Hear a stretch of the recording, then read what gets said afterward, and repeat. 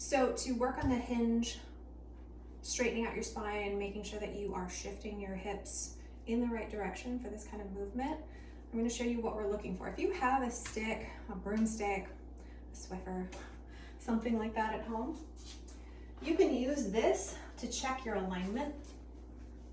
Because what we're looking for is when you're doing Romanian deadlifts or really any kind of deadlift, we don't want to sacrifice what's happening with the spine. We don't want to round the spine.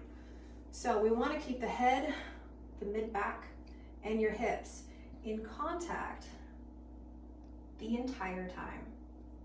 A lot of people really struggle and they'll get so far and then the hips come off. What I would recommend doing if you're going to use this method is to only follow the range of motion in the distance where you can keep your head, your back, and your hips against the dowel or whatever you're using. When you hit your breaking point, stop.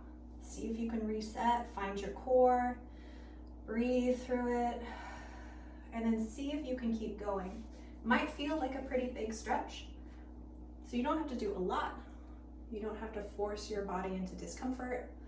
We do want to bring that awareness into your alignment so that eventually this looks exactly the same when you're here.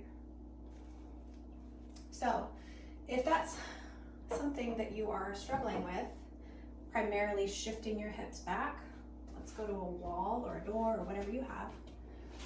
Get your feet underneath your hips, make sure your toes are forward, your core is drawn in, and you've already got your hips into a more neutral position.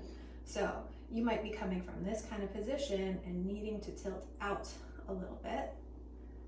That probably would feel awkward, especially as you're walking your way down the wall, but that's not a bad thing. Find that position and then walk up. Reset your hips if you need to. Find that kind of neutral position where your tailbone is a little bit pushed out, and walk yourself down again.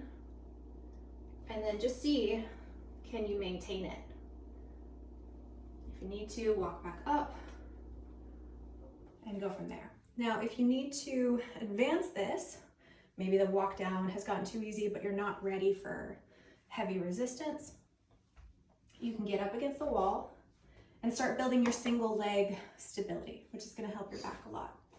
So bring your foot to the wall, walk down, push back, and find that position again.